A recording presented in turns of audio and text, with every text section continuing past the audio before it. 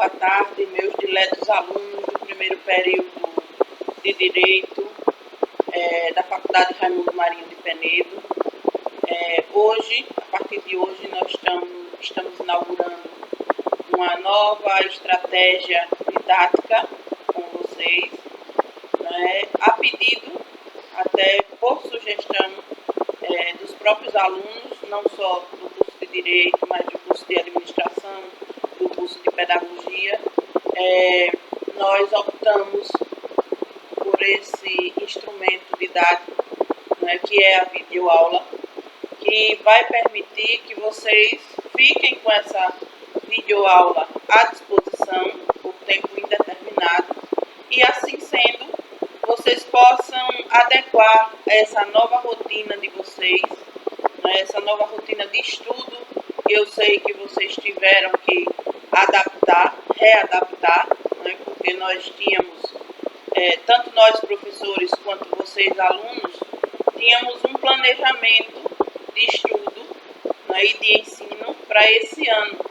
E, de repente, de uma hora para outra, esse planejamento precisou ser deixado de lado, para que nós nos reprogramássemos de acordo com as novas demandas em função da pandemia.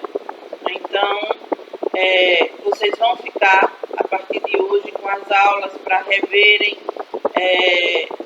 no momento que vocês acharem ideal e não só no horário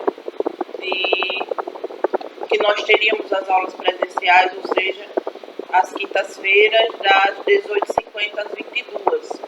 Então, vocês ficam com o material para explorá-lo da forma que vocês acharem melhor. E espero que com isso a gente consiga atingir um público maior da sala de aula, porque muitos estavam tendo dificuldades em utilizar os aplicativos, outros tinham dificuldade com o acesso à internet, e outros ainda tinham dificuldade com horários, porque ainda estão trabalhando, assim como nós estamos trabalhando de forma remota, em home office. Há pessoas também que exercem outras atividades e que estão nessa mesma perspectiva. Então, hoje nós estamos passando por aqui para resgatar o material de referência que nós enviamos para vocês na última aula, na última aula remota. A semana passada nós não tivemos aulas em virtude do feriado da Semana Santa, da Quinta-feira Maior. Então, a apostila que antecede ao feriado é a que nós vamos conversar, vamos bater um papo, fazer uma leitura sistematizada para vocês dessa apostila, que foi retirada do livro de curso de Filosofia do Direito dos professores Eduardo Bittar e Guilherme de Almeida. Foi a referência bibliográfica que eu separei para vocês. E para a gente fechar a parte de filosofia geral, e já com uma sutil introdução à filosofia do direito, propriamente dita. Então, nós vamos acompanhar a mesma sistemática redacional do livro. Então, vocês podem ver na apostila de vocês que ele faz uma introdução ao tema, e nessa introdução ele dividiu em outros subtemas, e nós vamos começar com o primeiro, que trata da importância, uma reflexão sobre a importância da filosofia. E eu digo para vocês que, para a gente analisar, para fazer bem essa reflexão sobre a importância da filosofia para o direito, e para outras ciências também, nós devemos começar pela análise de duas principais capacidades humanas, que são a ação e o pensamento. Né? Para então, partindo da análise dessas duas capacidades, a gente chegar a uma discussão sobre a atividade filosófica propriamente dita, né? Fazendo um apanhado também dos conhecimentos anteriores que nós discutimos em sala de forma presencial. Né? Centralizemos, então, nossa análise nas duas capacidades humanas mais importantes para o estudo, que são, como eu já disse, a ação e o pensamento. Essa análise de ação e pensamento, dessas duas capacidades dos seres humanos, elas nos transportam diretamente para o nascimento da filosofia, né? Para o momento em que Pitágoras, que é o filósofo a quem se atribui a criação do termo filosofia, etimologicamente como nós conhecemos, né? Foi atribuído a Pitágoras esse nome, foi ele que deu nome à filosofia, né?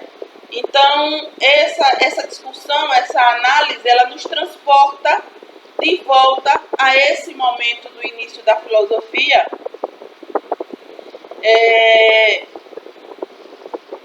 que é uma filosofia que Pitágoras entendia como a busca da sabedoria, uma busca constante pela sabedoria. Né?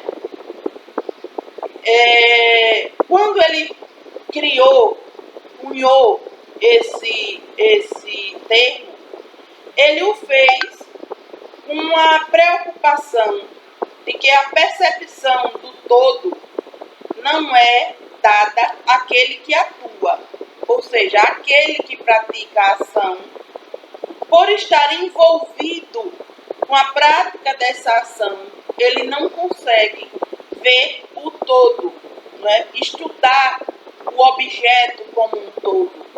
Né? E para exemplificar isso, Pitágoras se valeu de uma alegoria. O teatro, antigamente, quando ele nasceu, era um espaço dedicado a jogos, não somente às peças teatrais, como nós conhecemos hoje em dia. Então, na Grécia Antiga, o teatro também era cenário de jogos, e a população ia para assistir esses jogos, que normalmente eram jogos entre gladiadores. É um exemplo de jogos que aconteciam nos anfiteatros. Então, Pitágoras colocou essa questão da análise da ação humana e do pensamento, da contemplação, como quando se vai assistir a esses jogos. Quem está envolvido nos jogos, na atividade, praticando alguma atividade, não é capaz de enxergar com distanciamento e ter uma visão completa do horizonte. Adentrar todos os quadrantes do observado. Não é possível a quem está praticando uma ação, executando uma ação, ter a contemplação ou pensar a respeito daquela ação.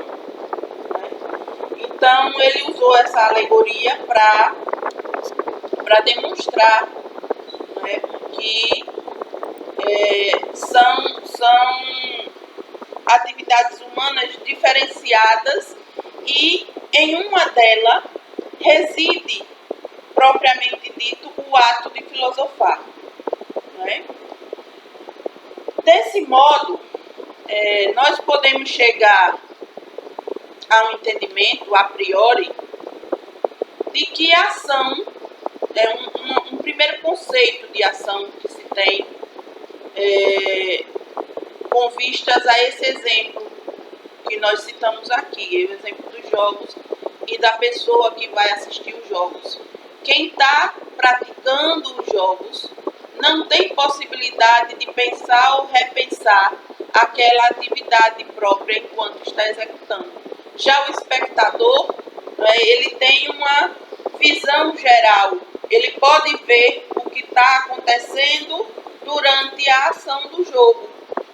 Ele tem aquela visão total.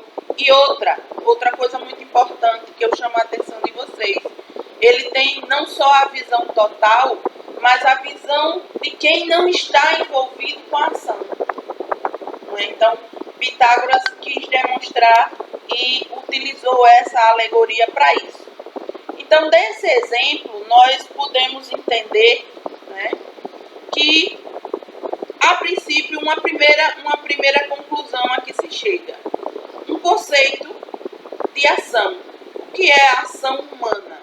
Esse primeiro conceito nos diz, o professor Bittar e o professor de Almeida nos disseram nessa leitura, que a ação, a princípio,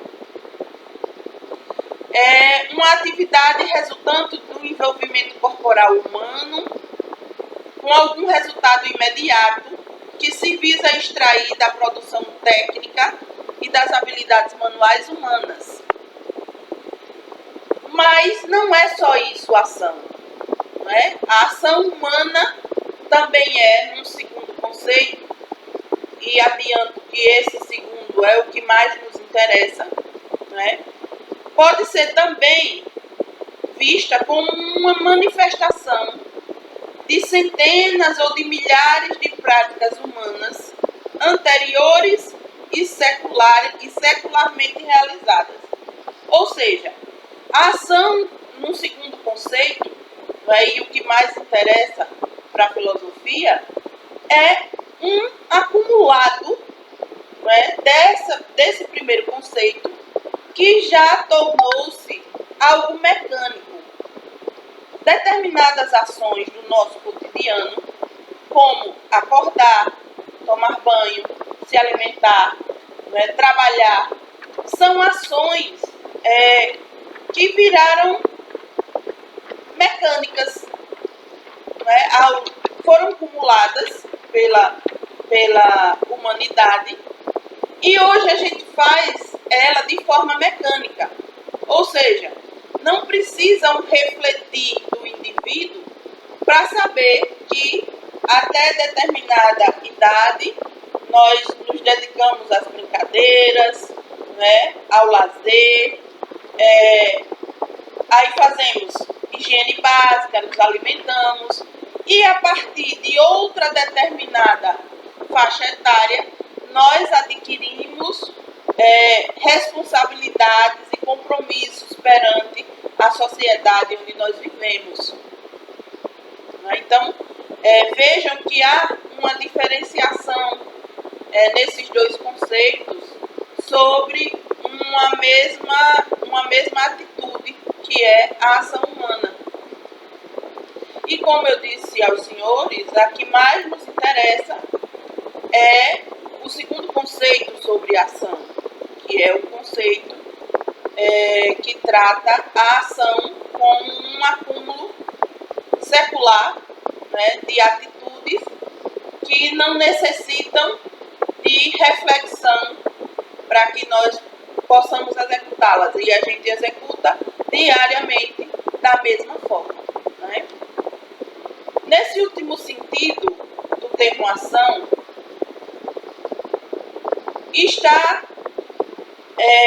esta representa apenas um comportamento mecanizado diante de determinado estímulo, ou ainda a cristalização ou o acomodamento do homem diante de situações que reclamam por decisões. E aí, nesse momento, surge um novo termo, além das duas ações humanas, que são a ação e o pensamento, que nós vínhamos analisando. E essas questões nos levaram a mais uma questão. Surge, nesse momento, o termo decisão. E decisão implica em resolução de uma necessidade humana. Eu não sei se vocês se recordam, mas Na primeira aula que nós tivemos nesse semestre, quando eu os conheci e vocês me conheceram como professora dessa disciplina, eu disse a vocês que a filosofia nos ajudava, né, a fazer as nossas escolhas, né, e que rotineiramente nós fazemos milhares e milhares de escolhas. Ou seja, isso importa dizer que nós tomamos várias e várias, milhares e milhares de decisões, né? E que essas decisões implicam diretamente em tudo na nossa vida. Eu disse a vocês que eu entendo, e esse texto do professor Bittar reforça esse meu pensamento, é uma corrente teórica, né, a que nós nos filiamos, e eu disse a vocês que nós somos produto das nossas escolhas. E em direito isso não é diferente, em filosofia do direito isso não é diferente, ao contrário, esse pensamento é reforçado pela filosofia do direito, nessa reflexão que nós estamos fazendo hoje, né? Sendo que, para a filosofia do direito, a decisão não é o problema. Não é o problema que nós devemos investigar. Porque a decisão, ela põe fim a uma necessidade, né? Nós fomos estimulados a tomar a decisão, tomamos a decisão, seja ela positiva ou negativa, e isso pôs fim a uma necessidade. Então, esse não é o problema, né? O problema filosófico realmente que nós tratamos aqui, nessa questão, entre ação, pensamento, para resultar em uma decisão, é o repensar constantemente da capacidade humana de decidir. É esse o problema de estudo da filosofia jurídica, né? É esse a demanda que nos apresenta como reflexão. O profissional do direito deve refletir sobre essa capacidade, né? Está repensando constantemente essa capacidade humana de tomar decisões, né? Porque isso implica no cometimento ou não de um ilícito, no cometimento ou não de um crime, né? Que não deixa de ser um ilícito, o crime em si é um ilícito. E essa tomada de decisões implica em toda e qualquer seara do direito, né? Então, esse é o problema filosófico que nós temos na filosofia jurídica, né? Caminhando um pouco mais, nós temos, pelo que nós já vimos dessa discussão até agora, que a ação está diretamente ligada à decisão. O comprometimento daquela com esta é intrínseco. Você não tem como dissociar, né, a ação da decisão. Elas estão gemelarmente, elas são gêmeas siamesas, né? Elas nascem ligadas e permanecem ligadas sempre, em todo momento. Não há ação sem decisão. Isso é o que, por óbvio, se constata nessa discussão toda, né? Ainda que o conteúdo da decisão seja mínimo, toda ação pressupõe uma decisão. Como eu disse a vocês agora há pouco, a gente passa o dia inteiro decidindo, tomando decisões. É por isso que o autor nos diz que mesmo que ela seja mínima, ou seja, decisão se eu vou pentear o cabelo ou não, é uma decisão mínima, ínfima, que não traz consequências para ninguém além de mim mesma.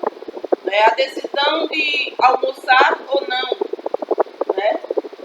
São decisões mínimas, mas são decisões.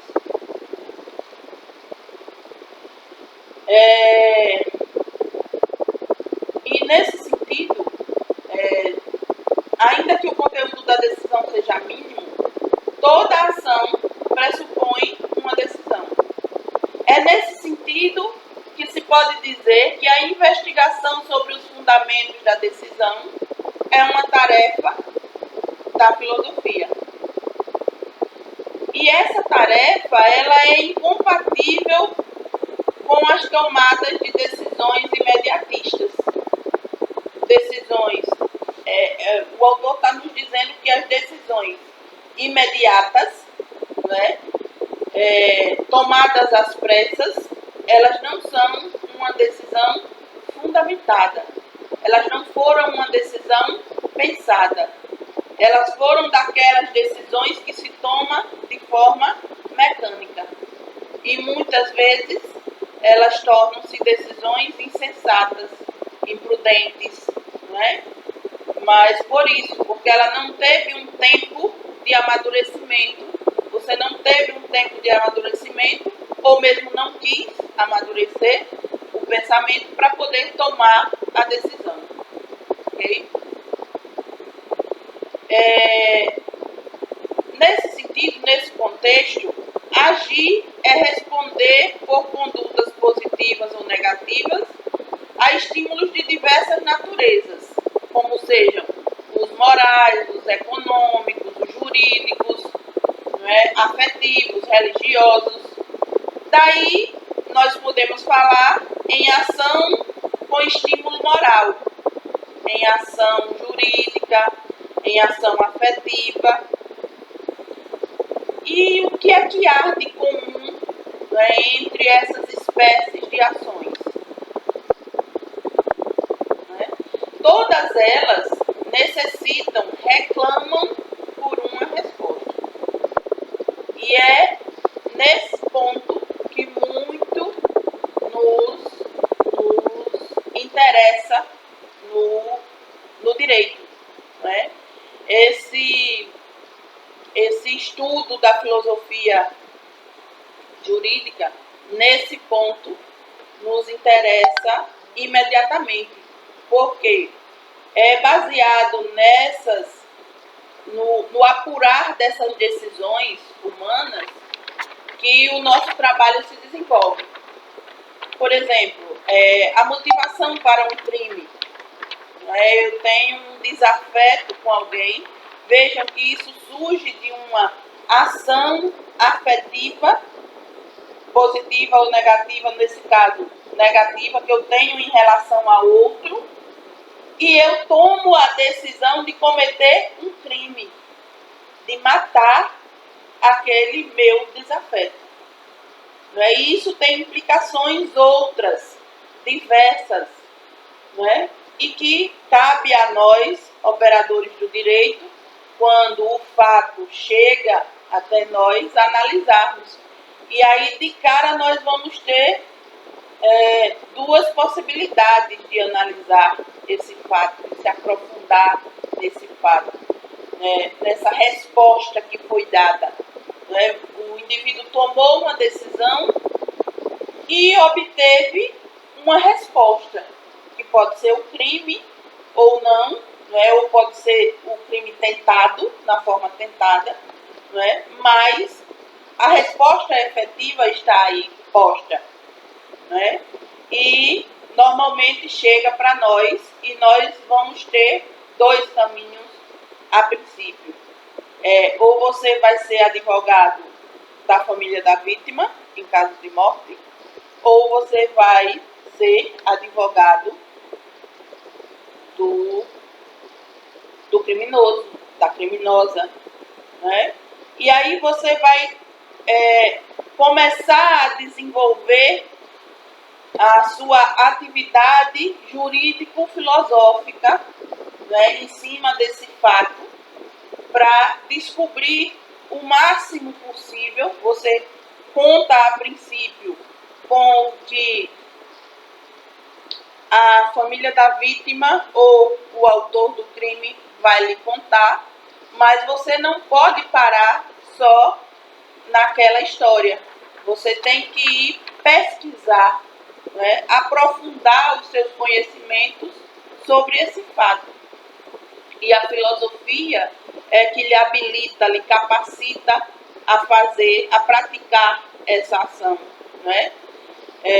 Para que você descubra que vias realmente você vai adotar, né, para uma linha de defesa ou de acusação, conforme você esteja posicionado no processo. Quanto à resposta para a nossa reflexão inicial, acerca da importância da filosofia para o direito, que foi como nós começamos a conversar, nós podemos afirmar que a filosofia pode representar o potencial de libertação racional do homem. Por quê? Porque trata-se de uma libertação por meio do pensamento e não da ação, né? Porque a capacidade de crítica retira o véu que encobre os olhos humanos atrelados às miudezas do cotidiano, ao que é procedimental, ao que é ritual, ao que é mecânico. Quando a gente começa a aprofundar o olhar sobre qualquer fato, qualquer objeto de estudo, é como se o mundo se abrisse para nós. Eu não sei como é que vocês estão na leitura do livro de Introdução à Filosofia que eu recomendei para vocês, que eu sugeri, mas tenho certeza que por mínima que tenha sido a leitura de qualquer de vocês daquele livro, hoje vocês veem a rotina de vocês de uma forma, nem que seja minimamente diferenciada. Né? Quando a gente começa a se aprofundar no mundo filosófico, nós começamos a refletirmos um pouco mais sobre tudo. Né? E isso nos leva a uma abertura de horizontes, um alargamento desse horizonte que nós já temos hoje. Né? Vocês são alunos de nível superior, vocês fazem parte de uma elite ainda, né? Porque até o ano de 2018, nós do ensino superior ainda éramos apenas 17,5% da população em idade de estar cursando o nível superior no Brasil. Então, desde o Brasil colônia, que nós, do ensino superior, somos uma elite nesse país, infelizmente. Né? Mas só por já estar cursando o nível superior, algo de inquietante, né, começa a acontecer conosco. Né? E nós passamos a ver, a analisar as coisas de uma forma diferente. Né? E a filosofia nos puxa ainda mais nessa direção. Então, como eu disse desde o primeiro dia de aula a vocês, filosofia é imprescindível tanto para o direito quanto para qualquer outra área profissional que nós nos propomos.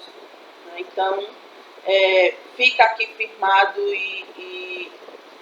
e ratificado através do pensamento dos autores que eu indiquei para vocês nessa apostila, da importância da filosofia para nós, operadores do direito. Né? E aí, com isso, nós vamos conversar sobre o segundo subtema da apostila, que é uma provocação, na verdade, dos autores a nós, leitores, e ele pergunta: podem os filósofos modificar o mundo? O que é que vocês acham? Não é? Pelo que vocês já viram, desculpem, pelo que vocês já viram até aqui da filosofia, vocês acham que é possível que filósofos modifiquem alguma coisa nesse nosso mundo? Né? Para isso, para continuar com essa reflexão, eu digo a vocês, como o autor disse, né, que seria demasiado exagero considerar que é pretensão, que quando um filósofo começa a filosofar, a sua atividade de filosofar, que ele pretenda modificar o mundo, não é, com isso. Ou até mesmo dizer que o filósofo age sobre o mundo. Não é? O modo de vida de um filósofo, e nós temos no Brasil grandes, ótimos filósofos. Exemplo disso é o professor Dermeval Saviani, o professor Mário Sérgio Cortella, o professor Leandro Carnal. Né? No meio jurídico, nós temos o professor Bittar, que é um dos que eu prefiro no mundo jurídico. Nós tivemos o Barbosa, né? E tantos outros que a gente pode citar, Pontes de Miranda, dos já falecidos, o Barbosa, Pontes de Miranda, né? Karl Marx, Hans Kelsen, todos esses, né, influenciaram as nossas vidas profissionais, as nossas vidas acadêmicas, influenciaram e influenciam até hoje. Então, o modo de vida de um filósofo em geral é em meio a ideias e não na prática cotidiana dessas ideias, entendeu? Mas a gente pode citar para essa nossa análise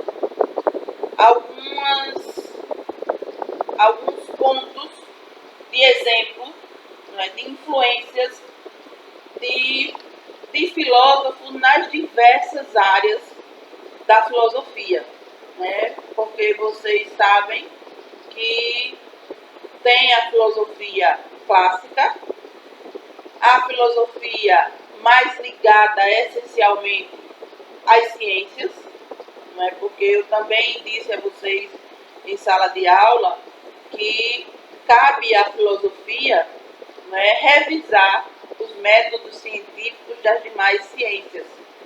Né? Então, há filósofos que são ligados diretamente a essa parte.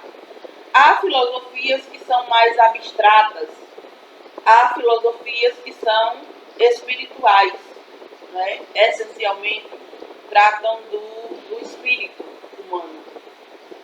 Então, dentro dessas áreas todas filosóficas, nós temos inúmeros exemplos universais, né? E que nós vamos refletir um pouquinho, relembrar alguns desses exemplos e refletir, né, se a ação filosófica é ou não capaz de trazer modificações para esse nosso mundo. Né? Cada filósofo ele deixa um legado, né? Um legado que sim é capaz de influenciar no mundo, né? Esse legado. Então vamos ver alguns exemplos deles. Eu pergunto a vocês o que seria do pensamento ocidental sem a figura, sem os estudos de Sócrates. Sócrates que viveu no século V, na Grécia Antiga, no século V a.C. O Sócrates que influenciou, né, outros dois grandes nomes da filosofia mundial, que foram Platão e Aristóteles. E Aristóteles, inclusive, é bastante ligado aos estudos do direito, né? A concepções que nós temos atualmente no direito. E um fato importante, já na parte final da vida de Sócrates, quando ele foi condenado à execução por cicuta, né? Cicuta é um veneno, e Sócrates foi condenado a tomar cicuta. E vocês imaginem a certeza espiritual que ele não trouxe para os seus discípulos e para os seus conterrâneos, quando ele caminhou firmemente, né, para tomar o cálice de cicuta. Como isso repercutiu na vida de todo mundo, e repercute até hoje, né, em vários estudos. Então, Sócrates é um dos grandes exemplos que nós temos de influência filosófica no universo, né, na vida mundial. Outro exemplo desta feita ligada à filosofia essencialmente científica, nós temos com Aristóteles. Né? O que seria da história da lógica sem os estudos, sem os conceitos de lógica formal e analítica, né, que Aristóteles nos trouxe no século IV a.C. E conceitos estes que fundamentaram mais tarde, no século XIII depois de Cristo, os estudos de São Tomás de Aquino, um dos filósofos que nós temos na área do direito. Né? Então, a gente vai refletindo sobre o legado desses filósofos e pensando como seria se ele não tivesse existido. Né? Em que patamar, em que nível de conhecimento e de produção científica nós estaríamos se Aristóteles não tivesse contribuído? Como seria? Na área das filosofias abstratas, nós temos as contribuições de Kant para o pensamento moderno e jurídico atual. O que seria do pensamento jurídico, das concepções jurídicas, sem os estudos de Kant? Vocês já pararam para pensar sobre essa questão? Nas filosofias radicais, aquelas que trazem uma crítica mais pesada, né, e por isso são classificadas como filosofias radicais, das quais os grandes, maiores nomes são Karl Marx e Engels, seu parceiro de teorias. Né? O que seria do mundo moderno, né, a partir do final do século XIX, início do século XX? O que seria do mundo moderno, da ciência moderna, né, da crítica social, sem essas figuras? Como teria sido a Revolução Russa de 1917? Revolução essa que causou, né, a multiplicação do pensamento socialista, a pluralidade, surgiu a pluralidade dentro desse pensamento socialista, né, que originaram diversos partidos socialistas que sobrevivem até hoje, né, mas que naquela época também levaram à Guerra Fria, né, entre as duas potências mundiais. Né? Então, como teria sido esse cenário sem as figuras de Karl Marx em seus estudos e de Engels. Né? Como teria sido? Dentre as filosofias mais ligadas à espiritualidade, nós temos o grande exemplo da filosofia da não violência na Índia de Gandhi. No momento em que a Índia estava se separando da Inglaterra, vocês já imaginaram, e num cenário de guerras sangrentas, não é? Da Primeira e da Segunda Guerra Mundial, vocês já imaginaram se o povo da Índia não tivesse seguido esse seu líder espiritual que foi Gandhi, pregando a paz sempre, que genocídio não teria acontecido? E o cenário mundial certamente teria sofrido essas consequências, né? Essa resposta, em virtude dessa resposta. Então, esses são exemplos, poucos exemplos até, de influências filosóficas na história mundial. Então, por esses exemplos, a gente pode afirmar sim que a filosofia, os filósofos, são capazes de, com a sua contribuição sutil, porque a contribuição do filósofo vem de seus estudos, do legado que ele deixa, do seu pensamento, das suas ideias, da sua letra, né? Ele deixa para o mundo esse legado. E isso é capaz, sim, por esses legados que nós analisamos agora, a gente pode afirmar, sim, que um filósofo é capaz de modificar algo no mundo. Né? Esse trecho que nós conversamos hoje sobre ele, da apostila que vocês têm, é um trecho muito rico, né, para o estudo dessa parte geral da filosofia, até porque ele cita, o autor cita inúmeras figuras que são importantes para o mundo do direito. Né?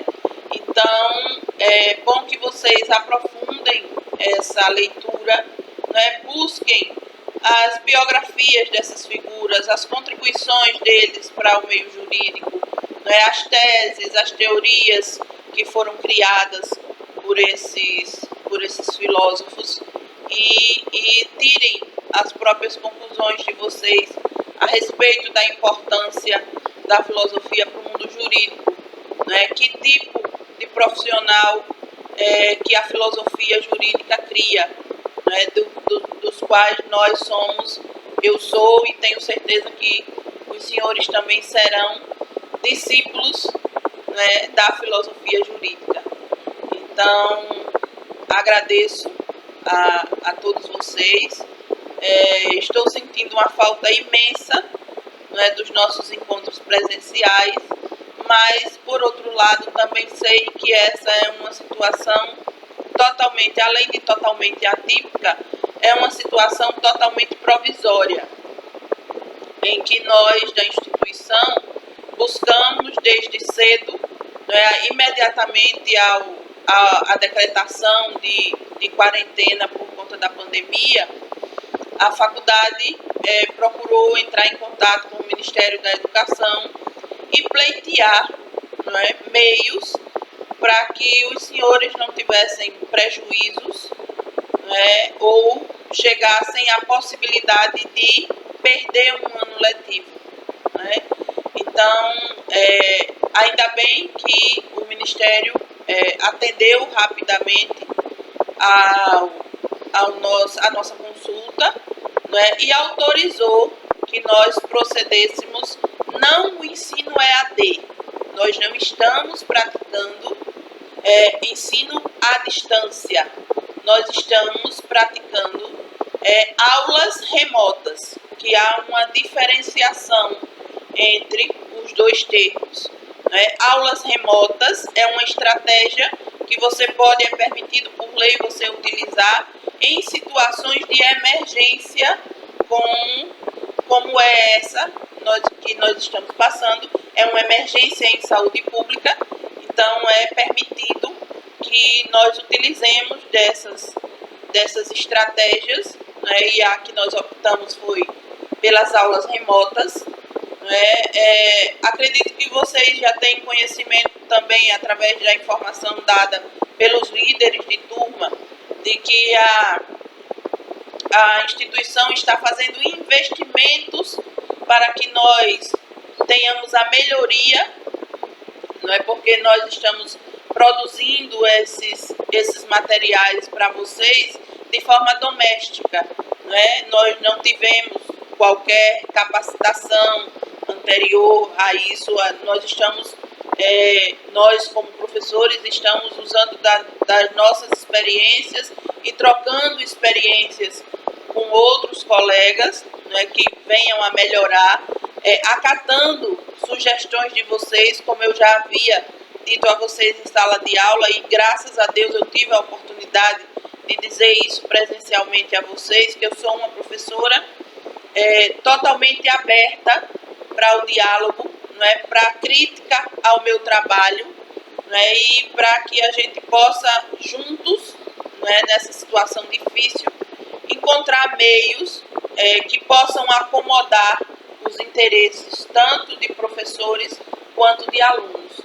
Então, agradeço a vocês pelo contato direto, e espero que essa nova estratégia venha a ajudar vocês a atravessar com mais suavidade esse momento tão difícil.